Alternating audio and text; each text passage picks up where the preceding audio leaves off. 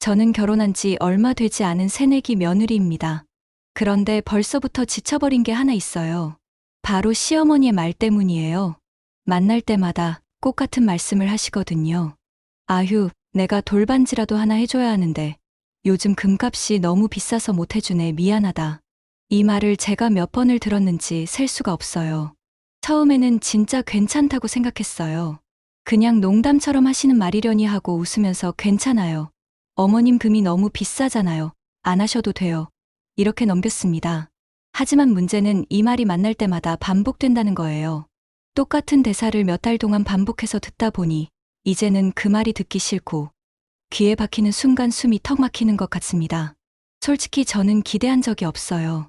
시어머니가 뭘 해주셔야 한다는 생각도 없고 돌반지 같은 건 없어도 전혀 괜찮았어요. 그런데 굳이 매번 만나서 그 이야기를 반복하시는 이유가 뭘까 생각하게 됩니다. 처음 두세 번까지는 웃으면서 넘겼지만 5번, 6번이 되니까 진심이 뭔지 모르겠고 제 귀에는 그냥 빈말이 아니라 일종의 선긋기처럼 들리더라고요. 내가 너한테는 못 해준다. 그러니까 이해해라. 이렇게 말하는 것처럼 느껴집니다. 저는 웃으면서 대답하지만 속으로는 쌓여요. 왜 굳이 이 얘기를 또 꺼내실까? 왜 아무렇지 않게 상처 주는 말을 반복할까? 더 답답한 건 남편이에요. 시어머니가 그 말을 또 하면 저는 옆에서 남편을 한번 흘겨봐요. 여보, 제발 뭐라도 좀 말해줘. 그런데 남편은 늘 똑같아요. 그냥 밥만 먹거나 대충 웃으면서 모른 척합니다. 제가 차 안에서라도 여보, 왜 어머님은 매번 그 말씀을 하실까? 이제는 듣기 싫어 죽겠어라고 하면 남편은 꼭 이렇게 말합니다. 원래 엄마 스타일이 그래, 그냥 넘겨. 그냥 넘기라니요. 저는 정말 힘든데 저는 매번 가면 그 말이 언제 나올까 긴장하고 있는데 남편은 아무렇지 않게 넘겨버리니 더 답답하고 억울한 기분이 듭니다. 솔직히 저는 이제 시댁 모임이 무서워요. 밥을 먹으면서도 음식 맛이 잘 안 느껴집니다. 밥상 앞에서 숟가락을 들면서도 머릿속은 온통 같은 생각뿐이에요. 이번엔 또 언제 그 말이 나오려나? 지금쯤 꺼내실 타이밍인데 왜 아직 안 나오지? 그리고 결국은 다시 들립니다. 아휴, 내가 돌반지 하나 해줘야 하는데 요즘 금이 너무 비싸네, 미안하다. 그 말이 제 귀에 들어올 때마다 머리가 띵해지고 속에서 열이 올라옵니다. 웃어야 할지 그냥 넘어가야 할지 아니면 이제는 그만하시라고 말해야 할지 제 안에서 수십 번씩 갈등이 일어나요. 하지만 그 자리에선 결국 억지 웃음을 지을 뿐이에요. 괜찮아요. 어머님 괜찮아요. 금값이 많이 올랐잖아요. 안 하셔도 돼요. 그렇게 말하면서도 속으로는 저 자신이 너무 불쌍합니다. 밤에 집으로 돌아와도 마음이 무겁습니다. 남편은 TV를 보며 아무렇지 않게 앉아있고 저는 부엌에 서서 괜히 물컵만 만지작거리며 혼자 속을 삭입니다. 여보, 정말 괜찮은데 왜 자꾸 그런 말씀을 하시는 걸까 하고 물어봐도 남편은 대수롭지 않게 대답합니다. 엄마 원래 그래, 그냥 습관처럼 하는 말이야. 그 말이 저를 더 지치게 만듭니다. 저는 이제 확신이 들어요. 이건 단순한 습관이 아니라 매번 날카로운 돌멩이를 제 마음에 던지는 겁니다. 안 해주셔도 괜찮은데 그 말 자체가 너무 피곤합니다. 그냥 하지 않으셨으면 덜 서운했을 겁니다. 제가 예민한 걸까요? 아니면 이런 상황이면 누구라도 힘들어하는 게 맞을까요? 사실 저는 요즘 시댁에 가는 발걸음이 점점 무거워지고 있습니다. 만나면 반갑고 즐거워야 할 자리인데 저는 마치 그 말이 흘러나오는 순간을 기다리는 사람처럼 앉아 있게 됩니다. 웃고 있어도 속은 벌써 굳어버리고 머릿속에는 아, 제발 이번에는 그 얘기하지 마세요. 제발 그만해주세요. 이런 절규만 가득합니다. 돌아오는 길 차 안에서 창밖을 보면 가로등 불빛이 휙휙 지나가는데 마음은 무겁기만 합니다. 남편 옆에 앉아 있어도 괴롭습니다. 여보, 제발 내가 힘들다고 좀 알아줘. 엄마한테 한 번쯤은 말해줘. 그 작은 바람조차 이루어지지 않으니까 혼자서 더 지쳐갑니다. 저는 이 사소해 보이는 말들이 제 마음을 이렇게까지 무너뜨릴 줄 몰랐습니다. 웃으면서 넘겼던 말이 반복되다 보니 이제는 공포가 됐습니다. 매번 그 말이 흘러나올 때마다 저는 내 존재가 투명인간처럼 느껴집니다. 아무리 괜찮다고 말해도 아무리 웃어도 속은 점점 무너지고 있습니다. 제가 예민한 걸까요? 아니면 이건 정말 누구라도 상처받을 만한 상황일까요? 누가 좀 제 얘기를 들어줬으면 좋겠습니다. 형님, 아이 돌잔치가 있던 날이었어요. 식당을 빌려 가족들이 다 모였고 여기저기서 웃음소리가 끊이지 않았습니다. 사진 찍느라 분주하고 아이는 예쁜 옷을 입고 여기저기 안겨다니며 웃음바다가 됐죠.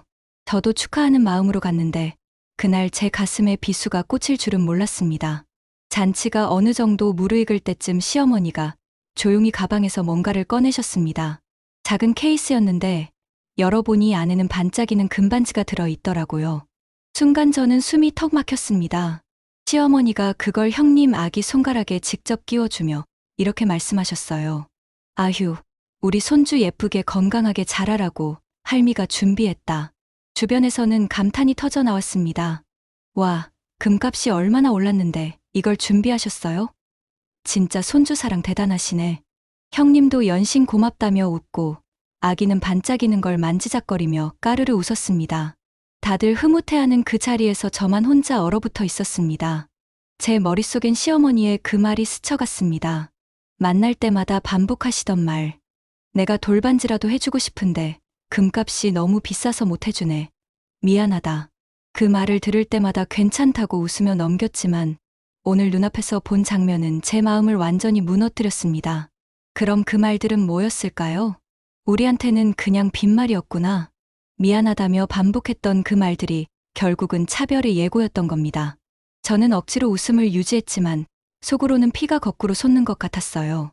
남편 옆구리를 팔꿈치로 툭 치며 작게 물었습니다. 여보, 봤지? 그런데 남편은 시큰둥하게 대답했어요. 첫 손주라서 그러신 거야. 별 뜻 없어. 그 말이 더 화를 돋웠습니다. 별 뜻이 없다고? 그럼 내가 느낀 이 서운함은 대체 뭡니까? 왜 우리는 몇 번이고 같은 말을 듣고만 있었는데 다른 집 아이에게는 실제로 선물을 해주는 건데 그게 별 뜻이 없다고 할 수 있는 건가요? 잔치가 끝날 때까지 저는 그냥 웃는 가면을 쓰고 앉아 있었어요. 친척들이 돌반지를 보고 부럽다며 웃고 떠드는 소리가 다 제 귓가를 찌르는 것 같았습니다. 남편은 여전히 아무렇지 않았고 시어머니는 뿌듯한 얼굴로 손주를 바라보고 있었습니다. 집으로 돌아오는 차 안에서 저는 결국 말을 꺼냈습니다. 여보, 이제 알겠지. 왜 내가 힘들어했는지. 그런데 남편은 똑같은 대답만 했습니다. 그냥 엄마 마음이지. 저는 그 순간 더 이상 남편에게 기대할 수 없다는 걸 알았습니다. 남편은 제 감정을 이해하지 못했고 오히려 대수롭지 않게 덮어버렸습니다. 그 무심함이 제 마음을 더 깊게 찔렀습니다. 집에 와서 혼자 거울 앞에 섰습니다. 잔치 내내 웃고 있던 제 얼굴이 떠올라서 참 서글펐습니다. 그 웃음은 가면이었고 속으로는 수없이 외쳤습니다. 제발 그 말 이제 하지 마세요. 안 해주셔도 되니까 미안하다는 말도 이제 그만하세요. 그런데 결국 다른 집은 그렇게 챙겨주셨네요. 저는 확신했습니다. 이건 예민함이 아니었습니다. 차별이었습니다. 돌잔치가 끝나고 집으로 돌아온 밤, 저는 도무지 잠이 오지 않았습니다. 거실 불을 끄고 누워 있어도 머릿속에서는 계속 같은 장면만 반복됐습니다. 형님, 아이 손가락에 반짝이던 금반지, 그걸 뿌듯하게 바라보던 시어머니의 얼굴, 그리고 옆에서 아무렇지 않게 밥을 먹던 제 남편. 저는 결국 이불을 걷어차고 일어나 부엌으로 갔습니다. 물컵에 물을 따라 마셨지만 목은 여전히 타들어갔습니다. 제 안에 쌓여있던 감정들이 한꺼번에 터져 나오려는 듯 숨이 가빠졌습니다.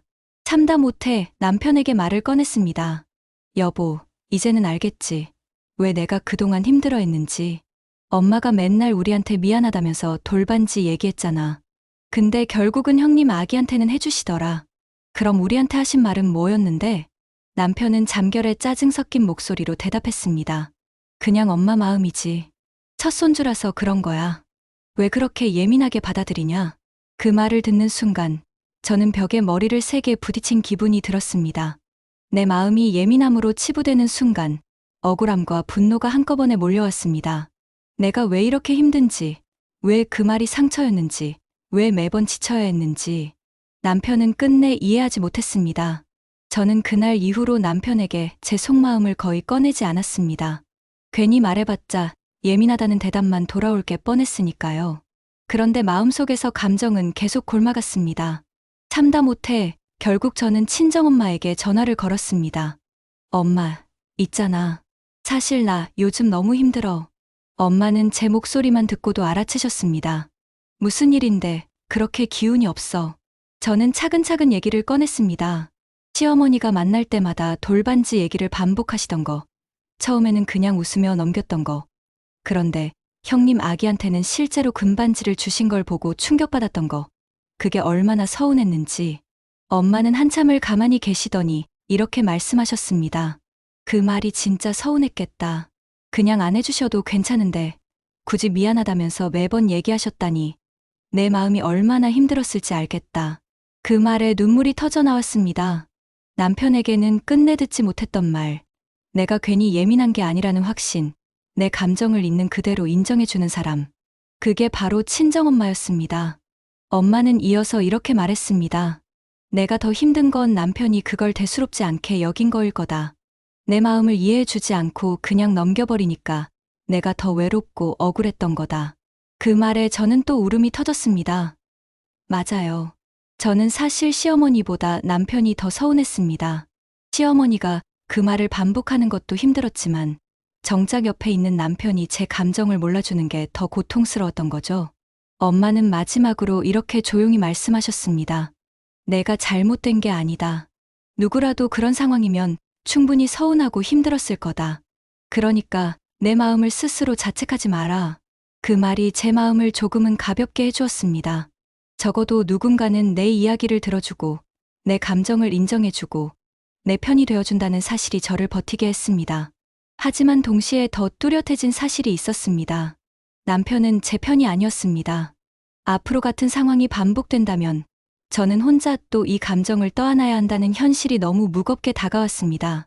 그날은 명절이 다가오기 전이라 가족들이 모여 식사를 하게 됐습니다.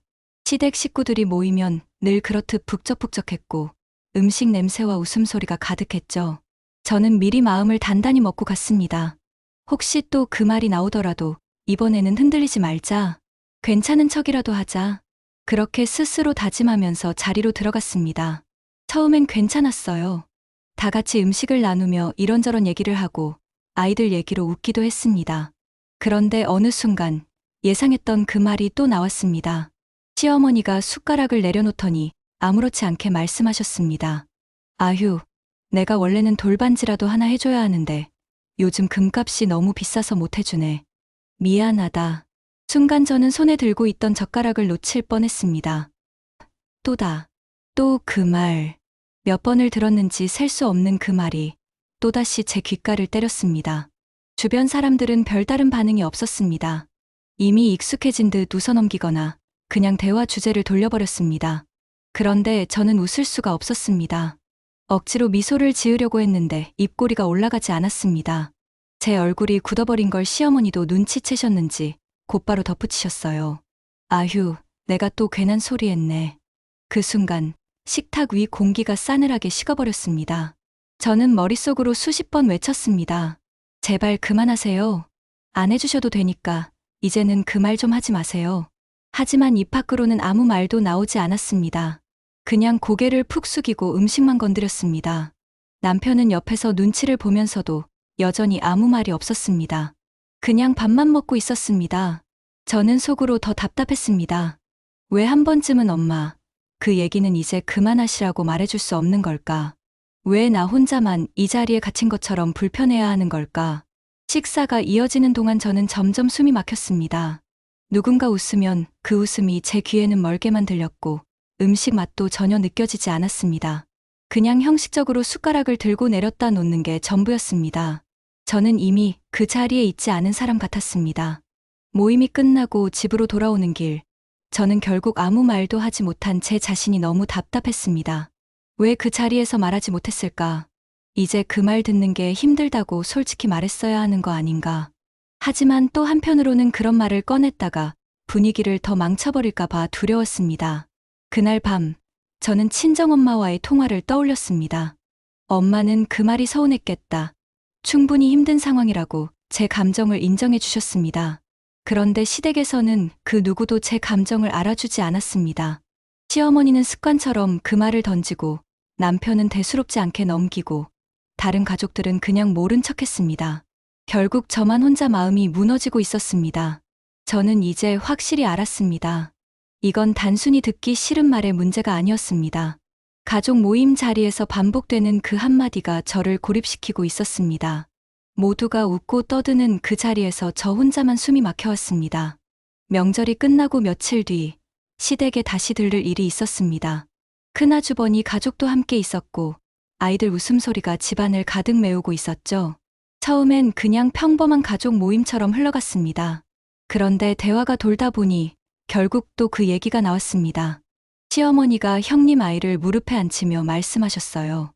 역시 첫 손주는 다르다. 내가 뭐든 다 해주고 싶다니까. 아이 손에 끼워진 반지가 햇빛을 받아 번쩍거렸습니다. 그 말을 듣는 순간 제 속이 또다시 뒤집혔습니다. 아, 이제는 확실하구나. 그냥 금이 비싸서 못 해준 게 아니었구나. 우리 부부는 두 번째라서 그래서 뒷전이었던 거구나. 그제야 지난 시간들이 하나로 연결됐습니다. 만날 때마다 미안하다고만 하시던 말들, 형님네 아이에겐 아낌없이 주셨던 선물, 가족들 앞에서 대놓고 드러나는 서열 같은 분위기, 모든 게 결국 답을 말해주고 있었습니다. 우리 부부는 이 집에서 늘 두 번째였다. 저는 그 자리에 앉아 있으면서도 점점 손이 떨렸습니다. 차갑게 굳은 제 얼굴을 남편은 눈치 못 챘습니다. 그냥 웃으며 대화를 이어가고 있었으니까요. 순간 너무 답답해서 숨이 막혔습니다. 나는 왜 이 자리에서 매번 투명인간처럼 앉아 있어야 할까? 식사가 끝나갈 무렵 시어머니가 또다시 같은 말씀을 하셨습니다. 아휴, 내가 너희한테도 돌반지 하나 해주고 싶었는데 요즘은 너무 비싸잖아. 미안하다. 그 순간 저는 더는 못 참겠다는 생각이 들었습니다. 매번 참아왔던 말, 웃으며 넘겼던 말, 억지로 삼켜왔던 말들이 한꺼번에 목까지 차올랐습니다. 그래서 조용히 하지만 단호하게 입을 열었습니다. 어머님, 저 정말 괜찮아요. 근데 이제는 그 말 듣는 게 더 힘들어요.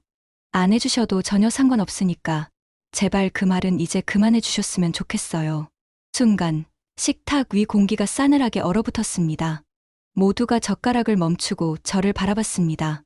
시어머니는 당황한 듯 웃으며 얼버무리셨습니다. 내가 또 괜한 소리를 했네. 그냥 웃자고 한 말인데 내가 그렇게 힘들었다면 미안하다. 하지만 그 미안하다는 말조차 더 이상 위로가 되지 않았습니다. 이미 너무 많이 들었으니까요. 집으로 돌아오는 길, 남편은 무겁게 입을 다물고 운전만 했습니다. 차 안은 숨이 막힐 정도로 조용했습니다. 저는 창밖을 바라보며 다짐했습니다. 더는 내 감정을 숨기지 말자. 남편이 이해하지 못해도, 시댁 분위기가 얼어붙어도 이제는 최소한 내 마음을 지키자. 저는 그날 밤 친정엄마에게 다시 전화를 걸었습니다. 엄마, 나 결국 말했어. 이제 그 말 더는 못 듣겠다고. 엄마는 제 얘기를 다 듣고 이렇게 말씀하셨습니다. 잘했다. 내가 상처받는 걸 알면서도 계속 참는 게 더 힘든 거다. 너 자신을 지킨 게 옳은 거다. 그 말을 듣는 순간 눈물이 났습니다. 결국 나를 지켜줄 수 있는 건 나 자신뿐이라는 걸 알게 됐으니까요.